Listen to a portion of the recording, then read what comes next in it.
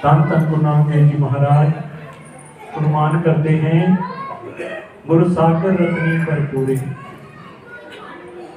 जो गुरु है, जो सतगुरु है, जो परमात्मा के साथ जुड़ा हुआ है, कई बार भ्रम हो जाता है कि सतगुरु कौन है।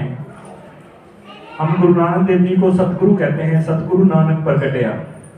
इसका मतलब है कि शरीर के अंदर जो तुर्की वाणी गोड लाइट आई है, उसको सत की ताकत कहा गया है। उसने जिस शरीर को परवान कर लिया, फिर उस शरीर की पूजा नहीं हो रही, परमात्मा की पूजा हो रही है।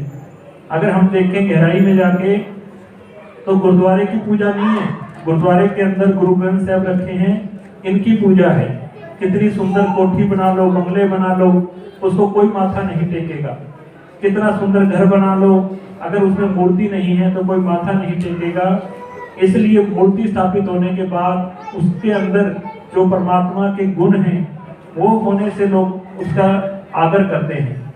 इसलिए गुरु महाराज कहते हैं कि जब तक इंसान सतगुरु की शरण में नहीं आता, तब तक उसे ये नहीं पता चलता कि संसार जो है एक कीचड़ है। क्या बग बपड़ा छपड़ी ना आए, कीचड़ डूबे में ना जाए।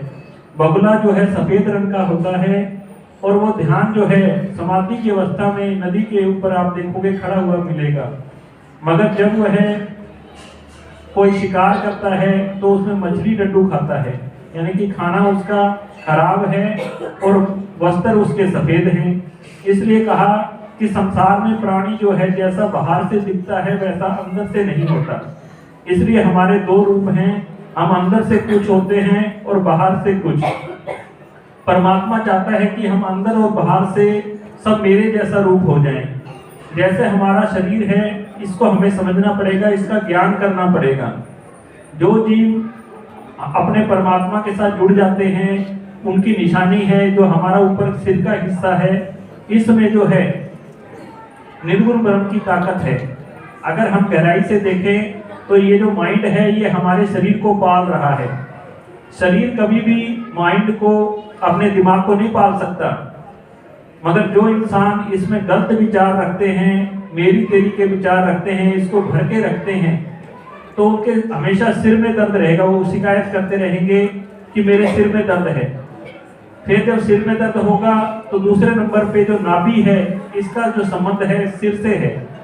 इसलिए पेट को बहुत बड़ा माइंड कहा गया है साइंस में। जितना बड़ा माइंड हमारा सिर है, उतना बड़ा माइंड हमारा पेट भी है। अगर पेट में हम कोई गलत चीज डाल दें जो इससे संबंधित नहीं है, तो यह हमें उल्टी और दस्त के माध्यम से बाहर निकाल देता है। तो हमने सोचना है, जो डॉक्टर हैं जब हमें दवाई देते हैं, गोली देते हैं, तो मुंह के रास्ते देते हैं, मगर इंजेक्शन देते हैं, उसका मतलब ही यही है कि पेट को ना पता चले, क्योंकि ये माइंड है। अगर इसको उसका पता लगा तो इसने उसको बाहर घेर देना है। उसी तरह जो इंसान अपने दिमाग में गलत विचारों को रखते हैं, गलत खाना पीना रखते हैं, वो इस संसार में देखने में आपको अच्छे लगेंगे, मगर मरते समय बीमार मिलेंगे, लंबे समय तक चारपाई पर मिलेंगे और ऐसी अवस्था में यहाँ से जीवन जी करके जाएंगे। उनके पास कोठी बंगले गाड़ियाँ बहुत होंगी, मगर उनके अंदर परमात्मा के नाम की खुशबू नहीं होगी। एक बार की बात है, बहुत समय पहले जब सिकंदर राजा हुआ तो उसके वहाँ एक फिलोसफर था, उसकी चर्चा पूरे नगर में थी। राजा सिकंदर के मन में भी आई कि मैं भी एक उस फिलोसफर से मिल लूं। तो बड़े जो राजा थे या अधिकारी होते हैं, वो कभी भी किसी को मैसेज भिजवाते हैं कि तुम आकर के मिलो। तो उसने अपना एक सैनिक भेजा। जब वह उस फिलोसफर के पास गया तो उसने कहा, राजा सिकंदर तुमसे मिलना चाहते हैं।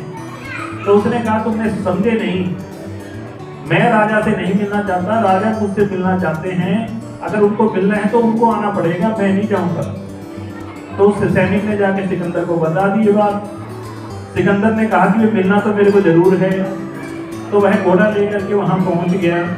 पहुंचने के बाद उतरा तो वह फिलोसफर जो है बैठा हुआ था। तो राजा जाकर के खड़ा हो गया, उसने कोई उसको नमस्ते आदाब नहीं की। तो सिकंदर ने उससे कहा कि तुम्हारे दर पे राजा आया और तुमने आगे से मेरे को कोई नमस्कार नहीं की। तो उसने कहा कि मेरे दर पे कोई राजा आया ही नहीं, मेरे दर पे तो भिखारी आया है, राजा तो सिकंदर तेरे सामने बैठा है। तो सिकंदर कहने लगा कि तुम कैसे राजा और मैं कैसे भिखारी। कहने लगे अभी तुम धन की खोज में इस दुनिया में भटक रहे हो और मेरे को उसकी कोई खोज ही नहीं है, संसार के पदार्थों की खोज नहीं है। जब तक इंसान धन की खोज में घूम रहा है तब तक वो दुनिया में भिखारी है, ना कि राजा है। मेरा तो परसों कटोरा था, वो गुम हो गया। मैंने सोचा शाम का खाना कैसे खाऊंगा, फिर मजबूरी में हाथ के ऊपर रख के रोटी खाना पड़ा।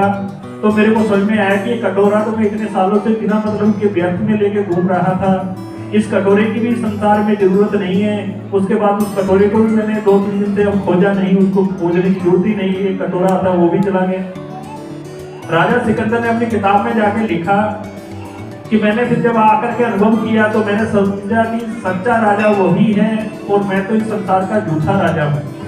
जब अंत में सिकंदर राजा का अंत हुआ तो किताबों में सब जगह लिखा है कि सिकंदर रेगिस्तान में था और वहां पे बीमार हो गया और उसने अपने माँ को मिलने की बड़ी इच्छा जताई। वेदों से पूछा कि मेरी अभी समय कितना है जिंदगी का, तो उन्होंने कहा थोड़ा ही समय है, ज्यादा समय अब आप जिंदा नहीं रहोगे। बहुत बीमार हो गया तो उसने कहा अब अंत में मेरा आधा राज ले लो, सब हकीमों को बुला लो आगे पीछे, जहां भी कोई हकीम है मैं आधा राज दे दूंगा, मेरे को कैसे भी बचा लो। अभी 35 साल की उम्र है और सिकंदर सोच रहे मैं अभी संसार से जाना नहीं चाहता, इतना धन, इतनी दौलत, इतना बड़ा राज सब छोड़ना पड़ेगा। उसने कहा आधा राज दे दूंगा, कोई मुझे बचाओ। हकीम आ गए, हकीमों ने कहा आपकी जो अवस्था है हम थोड़े ही श्वास बचे हैं, हम बचा नहीं सकते। फिर सिकंदर ने सोचा कि ये तो राज वैसे भी चले जाना है, मर गया तो उसने कहा कि ये पूरा राज ले लो और उसके बदले मुझे बचा दो। तो सब हकीमों ने कहा हम बेबस हैं, उसके बाद हम कुछ नहीं कर सकते। तब सिकंदर ने कहा कि आज मुझे उस फिरोजपुर की बात याद आती है कि मैं सारी उम्र जो है भिखारी रहा। राजा वह है परमात्मा की नजर में जो इस संसार से खुश होकर के जाए। इसलिए उसने कहा कि जब मैं मरूं तो अमीर लोगों के लिए और गरीबों के लिए, सबके लिए एक उदाहरण रहे कि मेरे अर्थी में से हाथ बाहर निकालना कि मैं खाली हाथ इस संसार से जा रहा था और अपने आप को विश्व विजेता बता रहा था। तो इसलिए जाना हमने भी है इस संसार से। जो इंसान जितना ज्यादा धन संपत्ति ये जोड़ता है वो सोचता है कि मैं अपने लिए जोड़ रहा हूँ, मगर हमारे मरने की देरी है। ये धन संपत्ति है, इसके मालिक बहुत सारे और खड़े हो जाएंगे। फिर इंसान कहेगा मैं अपने शरीर के लिए कर रहा हूँ, शरीर शमशान घाट में जला दिया जाएगा, ये कहेगा मैं भी तेरे साथ नहीं जाऊंगा। फिर इंसान कहेगा कि अपने बच्चों की तरफ इशारा करेगा तुम मेरी सहायता करो। बच्चे कोई भी आगे नहीं बढ़े, कहेंगे पिताजी हम आपके साथ नहीं जा सकते इस समय अंत समय। तो अंत समय हमें ये शरीर संसार की अमानत है और आत्मा परमात्मा की अमानत है। तो इसलिए हमने क्या करना है, उठते बैठते अपना जो दिमाग है इसको पालना है। जो इंसान अपने दिमाग को परमात्मा से जोड़ लेगा, जो आत्मा है ये सिर्फ शरीर को चलाती है, इसके अंदर एनर्जी डालती है। जैसे बल्ब के अंदर अगर लाइट ना आए, बल्ब कितना भी खूबसूरत हो उसका कोई फायदा नहीं। आत्मा उसी तरह शरीर में एक लाइट है। तो हमें इस लाइट को समझना है और इसका इस्तेमाल करना है। इसका इस्तेमाल गुरु नानक देव जी करके गए, तो आज हम गुरुद्वारे में बैठे हैं, अटूट लंगर चल रहे हैं और हम भी ऐसा इस्तेमाल करके जाएं कि सारे संसार में हम अच्छे गुण बिखेर करके जाएं। अनिक जतन कर काल संताए, मरण लिखाए मंडल में आए। गुरु महाराज कहते हैं कि काल का डर हर एक को है। क्या पता अभी इतना बड़ा भूकंप आया है, हजारों लोग मर गए, किसी ने रातों रात सोचा तक नहीं होगा कि हम बैंक अकाउंट बता पाएंगे या नहीं बता पाएंगे। रातों रात 40-50 हजार आदमी मारा गया, इसलिए मरण लिखाए मंडल में आए। हमारा मरना तय है, जिसकी चिट्ठी दरगाह पाटी सो मरना पाई। परमात्मा का हुक्म होने की देरी है, फिर हम चाहे कितना ही बॉडीगार्ड रख लें, कितनी व्यवस्था कर लें। आप देखो बड़े बड़े नेता जेड श्रेणी की सुरक्षा रखते हैं कि कहीं मेरी मौत ना हो जाए, मगर जब परमात्मा का हुक्म आता है तो देखो कितने नेता मर गए इस संसार से। इसका मतलब जेड श्रेणी की सुरक्षा हमें जिंदा नहीं रख सकती, जिंदा रखता है परमात्मा।